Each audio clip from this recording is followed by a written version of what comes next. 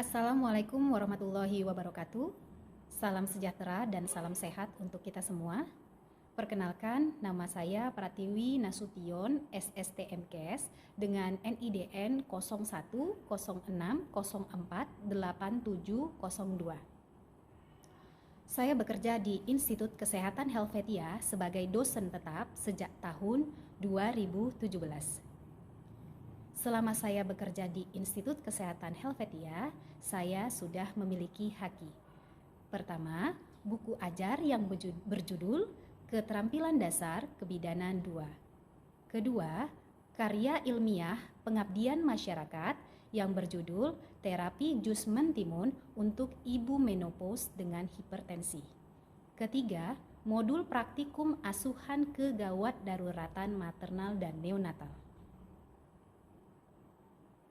Sebagai seorang dosen, saya menjalankan Tridharma perguruan tinggi yang salah satunya adalah pengajaran. Dalam pengajaran, saya membawakan mata kuliah asuhan kegawat daruratan maternal dan neonatal dengan beban SKS yaitu 2 SKS praktik, terdiri dari 14 kali pertemuan dengan setiap pertemuan berlangsung selama 100 menit.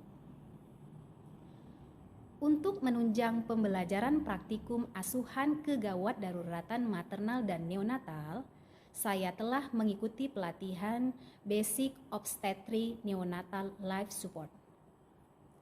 Adapun deskripsi mata kuliah yang saya ampu membahas tentang perdarahan postpartum terkait retensio plasenta dan atonia uteri, penanganan mengenai asuhan kebidanan pada kasus kegawat daruratan pada ibu bersalin dengan letak bokong atau sungsang. Penanganan mengenai infeksi postpartum pada masa nifas yaitu luka postseksio dan luka perineum. Penanganan mengenai asuhan kebidanan pada kasus kegawat daruratan pada ibu hamil yaitu plasenta previa dan solusio plasenta. Penanganan mengenai infeksi postpartum yaitu bendungan ASI dan mastitis. Penanganan mengenai pertolongan distosia bahu dan resusitasi pada bayi baru lahir. Penanganan kasus kegawat daruratan pada ibu hamil dengan kehamilan ganda, hiperemesis gravidarum, dan anemia. Penanganan mengenai asuhan kebidanan pada kasus kegawat daruratan yaitu gangguan psikologis pada masa nifas.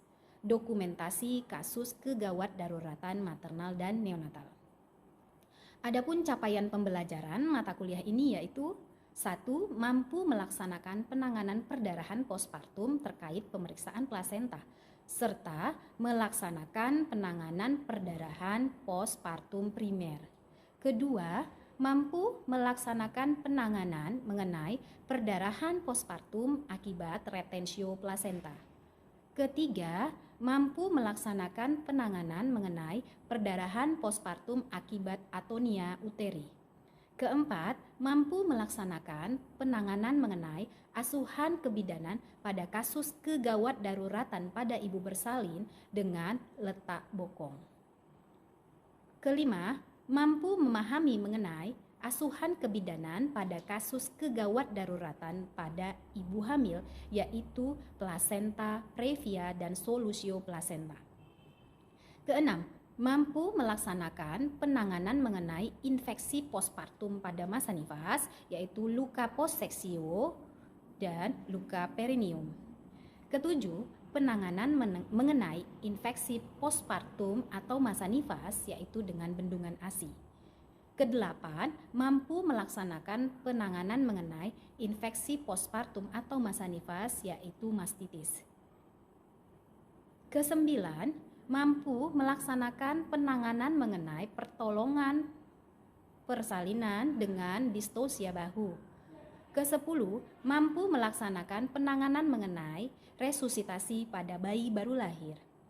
Kesebelas, mampu memahami mengenai asuhan kebidanan pada kasus kegawat daruratan pada ibu hamil dengan kehamilan ganda dan hiperemesis gravidarum. Ke-12, mampu memahami mengenai asuhan kebidanan pada kasus kegawat daruratan pada ibu hamil dengan anemia. Ke-13, mampu memahami mengenai penanganan asuhan kebidanan pada kasus kegawat daruratan yaitu gangguan psikologis pada masa nifas. Ke-14, mampu melakukan pendokumentasian pada kasus kegawat daruratan maternal dan neonatal. Pembelajaran praktikum dilakukan dengan memperhatikan protokol kesehatan. Jumlah mahasiswa maksimal 10 orang dalam satu kelompok dengan durasi 100 menit per praktikum. Bentuk dan metode pembelajaran. Bentuk pembelajaran berupa praktik di laboratorium kebidanan. Metode pembelajaran yaitu 1. Pre-conference, dilakukan untuk menjelaskan tujuan dari praktikum dan menyamakan persepsi dengan mahasiswa. Kedua, conference, yaitu melaksanakan demonstrasi praktikum yang diperhatikan oleh mahasiswa. Setelah itu melaksanakan redemonstrasi oleh salah satu mahasiswa, sedangkan mahasiswa yang lainnya memperhatikan dan mengisi daftar tilik lembar checklist. Ketiga, post conference, dilakukan setelah demonstrasi dan redemonstrasi selesai dilaksanakan. Pembelajaran praktikum menggunakan modul praktikum. Kemudian, aspek ukur menggunakan daftar tilik lembar checklist. Kriteria penilaian pembelajaran ini terdiri dari teori dengan bobot 40%, praktik dengan bobot 60%. Untuk pembagian penilaian pada pembelajaran praktik yaitu praktik ujian akhir semester dengan bobot 40%, laboratorium dan lahan praktik dengan bobot 30%, laporan praktikum dengan bobot 30%. Berikut saya akan tampilkan rekaman salah satu video pembelajaran praktikum pada pertemuan kedua mengenai penanganan perdarahan postpartum akibat retensio plasenta. Assalamualaikum warahmatullahi wabarakatuh. Waalaikumsalam warahmatullahi wabarakatuh. Selamat siang. Siang, Bu. Apa kabar semuanya hari ini? Alhamdulillah baik, Bu. Baik, semangat untuk belajar praktik ya. Semangat. Nah, ini kita pertemuan yang kedua. Ya, pertemuan kedua belajar di laboratorium membahas tentang penanganan perdarahan yang terjadi pada saat postpartum atau masa nifas. Ya, perdarahannya terkait karena retensio plasenta. Ya. Nah, ini kan sebenarnya sudah dapat ya materinya di kelas. Ya, teorinya di kelas sudah dapat. Nah, kita review ulang. Kita review ulang tentang teori yang sudah kalian dapatkan di kelas tentang retensio plasenta. Saya tanya, siapa yang bisa menjawab tentang definisi dari retensio plasenta? Ada yang mau menjawab? Silakan. Ibu, saya dengan bersama mencoba menjawab. Retensio plasenta adalah tidak lahirnya plasenta lebih dari 30 menit setelah bayi lahir pada pada ini. Bagus tadi ya jawaban yang pertama tentang retensio plasenta. Definisinya bahwasannya retensio plasenta adalah tidak keluarnya plasenta lebih dari 30 menit ya. Kemudian setelah lahirnya bayi dan terjadi pada kala 3. Itu pengertian dari retensio plasenta. Selanjutnya siapa yang tahu tanda-tanda dari terjadinya retensio plasenta? Silakan. Kenalkan, saya Sylvia R. Simanjuntak. Di sini saya akan menjawab pertanyaan dari Ibu. Apa tanda-tanda dari retensio plasenta?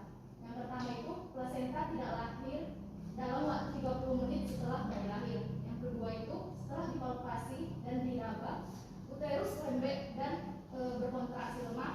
Yang ketiga adalah terjadinya perdarahan. Terjadinya perdarahan itu adalah tanda-tanda ya ketika bayi sudah lahir ya kan. Kemudian seharusnya kan suntik oksitosin ya. Ketika bayi lahir suntik oksitosin ada manajemen aktif kala 3. Yang pertama yaitu suntik oksitosin. Setelah itu kita lihat apakah ada tanda-tanda pelepasan plasenta ya. Setelah ada tanda-tanda pelepasan plasenta kita lakukan peregangan ya kan. Peregangan tali pusat. Setelah lahir plasenta maka langsung lakukan masase. Nah, pada retensio plasenta ini setelah kita tunggu lebih dari 30 menit tidak terjadi pelepasan plasenta, maka itu dikatakan retensio plasenta. Dengan salah satu cirinya juga ketika kita raba bagian fundus itu teraba lembek, kontraksinya lemah. Tuh ya, bagus sekali. Nah, kemudian pertanyaan terakhir. Ini juga sudah dapat di teori. Apa yang bisa kita lakukan ketika kita mendapatkan kejadian retensio plasenta? Siapa yang bisa jawab? Ya, silakan. Jika terdapat kasus retensio plasenta, maka kita melakukan ada namanya yaitu manual plasenta, yaitu dengan cara memasukkan tangan ke dalam rahim secara manual untuk membantu pelepasan plasenta yang belum lahir. Baik sekali. Jadi ini yang akan kita lakukan prakteknya ya, melakukan manual plasenta dengan indikasi retensio plasenta, yaitu dengan memasukkan tangan nanti ke dalam untuk membantu mengeluarkan plasenta. Materi retensio plasenta, kemudian kita masuk untuk mempraktekkan manual plasenta. Dan di sini sudah ada pantomnya ya, pantom dari tindakan manual plasenta. Ya, jadi perhatikan daftar tilik yang sudah dipegang oleh masing-masing ya, agar lebih jelas nanti dalam prakteknya ya. Di situ sudah jelas untuk langkah-langkah dalam melakukan pertolongan persalinan kelahiran plasenta dengan tindakan manual plasenta. Ya. Nah, kalau pertama yang kita lihat di daftar tilik itu yang pertama adalah persiapan alat. Ya, kita harus mempersiapkan alat, memastikan alat-alatnya sudah lengkap. Jadi alat-alatnya ini adalah alat-alat asuhan persalinan normal. Ada alat-alat untuk kegawat daruratan juga. Ya, jadi saya perkenalkan ulang kembali tentang alat-alat yang dibutuhkan untuk pertolongan dengan manual plasenta. Ya, seperti yang dilihat di troli ya, nampak ya. Untuk persiapannya yaitu bak instrumen. Ya, persiapan alat ada bak instrumen. Bak instrumennya isinya apa? Bak instrumen ada berisi sarung tangan panjang. Kenapa ada sarung tangan panjang? Nanti tangan kita akan masuk ke dalam. Jadi menggunakan sarung tangan panjang. Kemudian ada sarung tangan DTT juga. Ya, ada sarung tangan DTT dan sarung tangan panjang. Kemudian ada artery clamp di dalamnya ya, berkaitan dengan untuk nanti meregangkan tali pusat. Gitu. Ya. Kemudian ada yang namanya kom yang berisi air kapas cebok, kemudian kom yang berisi air DTT. Kenapa ada kom? Karena ini nanti sebelum kita melakukan tindakan manual, kita akan melakukan vulva hygiene terlebih dahulu ya. Kemudian ada bengkok ya. Kemudian ada cairan infus ya, cairan infus karena nanti kita akan memasukkan sedatif ya dan analgetik melalui cairan infus ya. Kemudian ada piring plasenta dan perlengkapan untuk alat pelindung diri. Ya, alatnya sudah lengkap. Berikutnya adalah kita ke pasien. Apa yang perlu kita lakukan ke pasien? Seperti biasa, ada komunikasi, ya, ada info concern, ada informasi yang disampaikan, kemudian kita tanyakan persetujuannya. Apakah ibu mau dilakukan tindakannya? Ya, seperti ini contohnya. Selamat pagi ibu. Ini kan bayinya sudah lahir ya, tetapi plasentanya belum lahir. Seharusnya plasenta sudah lahir ketika belum lahir. Kita sudah tunggu lebih dari 30 menit, plasentanya belum keluar. Maka nanti saya akan memasukkan tangan saya untuk membantu mengeluarkan plasentanya. Agak sedikit tidak nyaman ibu. Ibu bersedia? Bersedia. Nah, itu dikatakan informed consent. Ya, dikasih tahu tindakan yang akan kita sampaikan, kemudian minta persetujuan dari pasiennya untuk tindakan yang kita lakukan. Nah, setelah info concern, ibunya bersedia, langkah selanjutnya adalah posisikan ibu ke dalam posisi litotomi. Sudah tahu ya litotomi seperti apa? Mengangkat kaki, ya kan? Mengangkat kedua kaki. Kemudian yang kita lakukan adalah pastikan ibu sudah terpasang infus, ya. Pastikan ibunya sudah terpasang infus ya dengan cairan RL ya. Kemudian sudah dimasukkan sedativa dan analgetik. Ya, posisikan ibu dalam posisi litotomi. Selanjutnya adalah kita persiapkan diri. Penolong mempersiapkan diri yaitu dengan menggunakan alat pelindung diri. Ya, saya gunakan untuk alat pelindung dirinya. Pakai apron. Ya, kemudian pakai celemek dan pakai apron atau celemek, pakai penutup kepala, juga masker ya dan sepatu boot. Setelah alat pelindung dirinya sudah selesai kita gunakan, langkah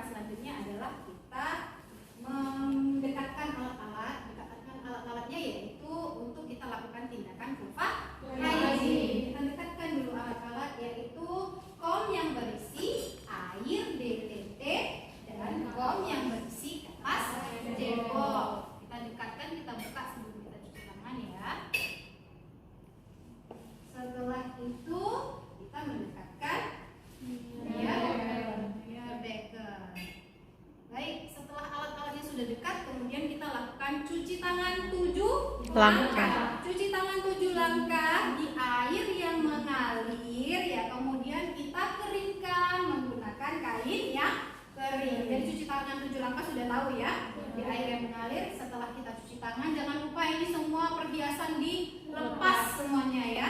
Perhiasan dilepas semua. Kemudian kita baru mengeringkannya. Setelah itu kita menggunakan sarung tangan ya. Jadi semuanya dilepas. Selanjutnya kita menggunakan handscoon. Setelah kita cuci tangan 7 langkah, kita keringkan, kemudian kita pakai handscoon atau sarung tangan DTT ya. Kita buka instrumennya, kemudian kita pakai sarung tangan kiri dan kanan ya. Nah, setelah kita gunakan sarung kiri dan kanan pakai handscoon ya. Setelah itu kita lakukan vulva hygiene, bersihkan bagian vulvanya. Ibu, ini kita bersihkan dulu bagian ini ya, alat kelamin ibu ya. Oke, bersihkan bagian vulvanya, lakukan vulva hygiene ya, dengan membersihkan labia mayor, kemudian labia minor dan keseluruhan dari vaginanya ya, membersihkannya. Nah, kita bersihkan dari atas ke bawah. Nah, setelah itu tangan kiri ini mengecek bagian kandung kemihnya penuh atau tidak ya. Kalau penuh kan terasa keras ya. Nah, kenapa? Kalau kandung kemih penuh mempengaruhi kontraksi. Jadi pastikan bahwa kandung kemih penuh. Kandung kemihnya kosong. Kalau kandung kemihnya penuh, maka lakukan kateterisasi ya. Kalau kandung kemihnya kosong, jangan lakukan kateterisasi ya. Jangan paksa untuk melakukan kateterisasi. Jadi kateterisasi dilakukan kalau kandung kemih penuh ya. Nah, ini saya raba ya, kandung kemihnya kosong. Jadi tidak dilakukan kateterisasi. Kemudian mengeluarkan plasentanya ya. Mengeluarkan plasentanya di sini kita menggunakan kantong untuk tindakan manual plasenta ya. Kita sudah menggunakan sarung tangan panjang. Posisikan tangan kiri berada di artery clamp ya, dengan posisi sejajar dengan lantai. Tangan kiri ya berada di artery clamp sejajar dengan lantai. Tangan kanan masuk secara obstetrik, yang dimana punggung tangan berada di bawah, menelusuri bagian tali pusat, bagian bawah tali pusat sampai ke pembukaan serviks. Setelah sampai di pembukaan serviks, pindahkan tangan kiri pada bagian pundus menahan pundus. Kemudian masukkan tangan sampai ke ostium uteri, masih dalam posisi obstetrik tadi ya. Sampai ke ostium uteri dan masuk ke tempat implantasi atau perlekatan plasenta dan tepi plasenta. Nah, setelah kita berada di implantasinya ya, posisikan ujung-ujung jari. Ujung-ujung jari ini saja diposisikan ya. Posisikan ujung-ujung jari di antara plasenta ya, jadi berada di antara plasenta dan dinding uterus. Ujung-ujungnya berada di plasenta, dinding plasenta dan tepi dan dinding uterus, berada di antaranya ya, untuk memudahkan melepaskannya nanti ya. Jadi posisikan ujung jari berada di antara plasenta dan dinding uterus. Setelah itu ubah posisi tangan. Tadi kan posisinya obstetrik ya. Ubah posisi tangan menjadi seperti bersalaman. Awalnya seperti ini, kemudian berubah menjadi seperti ini. Di mana jari telunjuk, ya kan? Jari telunjuk menempel pada jari ibu jari. Berubah ya. Awalnya obstetrik. Nampak ya kalau saya ini praktekkan. Awalnya obstetrik, ketika kita jumpa implantasinya, kemudian ujung jari berada di antara plasenta dan dinding uterus, ya. Kemudian ubah tangan seperti bersalaman. Nah, kemudian lepaskan plasenta dengan cara lembut, ya. Dengan lembut lepaskan plasentanya. Perlahan-lahan dengan cara menyisir, menggerakkan tangan ke kiri dan ke kanan. Lepaskan plasenta, ya, dengan cara menggerakkan ke kiri dan ke kanan. Ya, saya masukkan kembali tangan saya. Gerakkan ke kiri dan ke kanan dengan lembut dan perlahan-lahan. Nah, setelah plasentanya lepas, kita cengkram si plasenta, tapi jangan keluarkan dulu. Explore kembali untuk melihat tidak ada sisa-sisa plasenta yang tertinggal. Karena kalau masih ada sisa-sisa plasenta, itu salah satu memancing terjadinya perdarahan juga. Ya, jadi setelah kita keluarkan, kita lepaskan dari implantasinya, kemudian kita explore dulu. Ya, explore untuk mengeluarkan sisa-sisa plasenta kalau ada yang masih tertinggal. Setelah dieksplor tidak ada sisa-sisa plasenta yang tertinggal, kemudian kita keluarkan plasenta dari tempatnya dengan cara mencengkram plasenta. Tangan kiri posisinya di bagian simfisis, ya, menahan simfisis pada saat mengeluarkan plasenta. Nah, posisinya seperti ini, menahan bagian simfisis, ya, pada saat mengeluarkan plasenta. Keluarkan plasenta secara perlahan, ya, seperti tindakan dorsokranial, ya, pada saat pengeluaran plasenta. Kenapa? Dorsokranial dilakukan agar tidak terjadi inversio uter atau uterus terbalik, karena kita lakukan manual, jadi rawan terjadi inversio uteri. Maka lakukan tindakan dorsokranial, kanan kiri berada di atas simfisis dengan cara tekan ke bawah, arahkan ke atas, gitu. Arahkan ke depannya, keluarkan plasenta.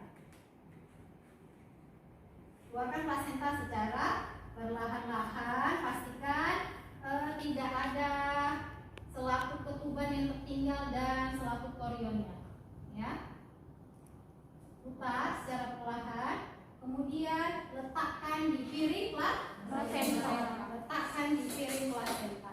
Jangan cek dulu kelengkapan plasenta, ya kan? Yang kita lakukan adalah lakukan sebentar dulu dorsokranial, ya. Tahan bagian simfisis, kemudian kita arahkan ke atas. Lakukan dorsokranial untuk mencegah inversio uteri, ya. Setelah itu baru lakukan massase, ya. Kembali lagi ke manajemen aktif skala 3 yang terakhir, yaitu yang ketiganya adalah massase uterus selama 15 detik untuk memastikan kontraksinya bagus, ya kan? Kontraksinya bagus. Sudah kita lakukan massase, baru kita cek kelengkapan plasenta. Nah, cek kelengkapan plasenta ke arah fetal, ya, dan ke arah maternal, ya. Ada tidak sisa-sisa plasenta yang tertinggal, cek kotiledonnya, ya. Cek kotiledonnya, selaput korionnya, ya, sembari dengan mengecek bagaimana tali pusatnya. Plasenta sudah kita lihat kelengkapannya, kelengkapan plasenta untuk memastikan tidak ada plasenta yang tertinggal, ya. Setelah kita cek plasenta, kita cek lagi laserasi, karena penyebab perdarahan itu bisa karena dua, ya. Satu karena kontraksi, satu lagi karena robekan jalan lahir. Kita pastikan tidak ada robekan jalan lahir, ya. Tidak ada robekan jalan lahir. Setelah kita pastikan tidak ada robekan jalan lahir, selanjutnya kita cek kontraksi kembali, ya. Pastikan kontraksinya keras, ya, jangan lembek, karena kemungkinan yang akan terjadi setelah tindakan manual plasenta atau kejadian retensio plasenta bisa saja mengakibatkan atonia uteri atau uterus gagal berkontraksi. Jadi lakukan massase. Nah, setelah lakukan massase, kandung kemihnya fundusnya teraba keras, berarti ada kontraksi yang baik, baru kita lakukan dekontaminasi. Celupkan tangan di air klorin. Setelah semuanya kita lakukan dekontaminasi alat-alat, ya, rendam di dalam larutan klorin, ya, alat-alatnya, kemudian sampah basah, sampah kering dipisahkan ke dalam tong sampah basah dan tong sampah kering, ya. Selanjutnya kita pantau kembali itunya, ya.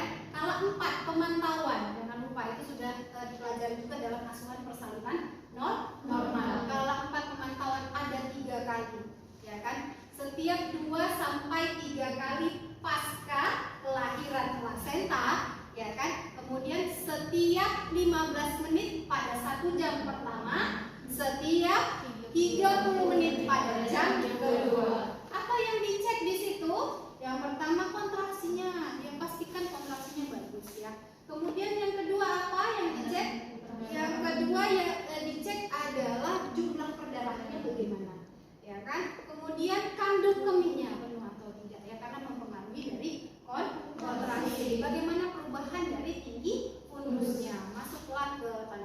vital seperti tekanan darah, pernapasan ya, dan nadinya, suhu juga. Ya, itu bagian dari pemantauan manajemen skala 4. Ya, tadi Ibu sudah mempraktekkan tentang tindakan manual plasenta. Ya, jadi ini harus diulang kembali. Ya, silakan saya beri kesempatan dahulu untuk melakukan praktek atau redemonstrasi yang tindakan yang sudah saya lakukan mengenai manual plasenta. Ya, silakan. Ya, sejajar dengan lantai. Coba ulang katakan. Baiklah, posisi yang kita lakukan adalah tangan kiri memegang arteri clamp dengan posisi tali pusat yaitu sejajar dengan lantai. Sejajarnya itu dengan lantai. Nah, lagi.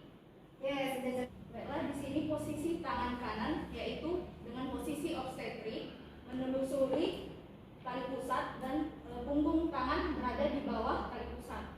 Kemudian menelusuri sampai ke pembukaan serviks. Setelah tangan sudah sampai di pembukaan serviks, kemudian ubah tangan kiri ke Pundus, menahan pundus. Ya. Tangan kanan masuk ke Masih dengan posisi obstetrik ya. Ya. Tangan kanan masuk ke osteoteri. Baiklah, di sini tangan masih bentuk obstetrik, kemudian kita mencari tempat perlekatan plasenta dengan Dan tepi tepi plasentanya. Terus. Coba ulang. Setelah tangan sudah sampai di perlekatan plasenta, posisikan tangan di antara perlekatan Jadi di antara perlekatan plasenta ya kalau misalnya. Iya, coba mengubah tangan tadi yang bentuknya obstetrik menjadi bentuk bersalaman. Jadi yang tadinya obstetrik, kemudian kita mengubahnya seperti bentuk bersalaman. Di mana jari ibu jari menempel pada jari telunjuk. Oke, masuk. Setelah tangan sudah posisi bersalaman, maka kita menyisir plasenta dan perlekatan plasentanya. Dengan cara menggerakkan tangan ke kiri dan ke kanan secara perlahan. Mencengkram plasenta, kemudian jangan langsung keluarkan tangan karena kita masih melakukan eksplorasi apakah ada selaput ataupun plasenta yang tertinggal di dinding uterus. Ya, silakan. Explore ya. Di sini tangan kiri mengubah di atas simfisis untuk dilakukannya dorsokranial untuk mencegah terjadinya inversio uteri. Keluarkan plasenta perlahan. Jangan sampai kotiledonya tertinggal ya. Ya, diputar ya. Perlahan. Ya, sekarang dulu. Pastikan semua atau keseluruhan plasentanya keluar. Setelah itu letakkan di piring plasenta. Jangan langsung cek kelengkapan plasenta, langsung lakukan dulu sebentar untuk melakukan tindakan dorsokranial pada simfisis, ya kan? Tangan untuk temannya yang sudah berani. Jadi semuanya tadi sudah praktek ya. Ini harapan saya ini tidak dilakukan sekali ini saja. Jadi kita ada pembelajaran juga mandiri yang dilakukan, diulang kembali ya, diulang kembali rajin-rajin ke laboratorium untuk mempraktekkan tindakan manual plasenta. Terima kasih atas waktunya. Nanti kita ketemu di pertemuan ketiga. Ya, saya akhiri. Assalamualaikum warahmatullahi wabarakatuh. Selamat siang. Waalaikumsalam warahmatullahi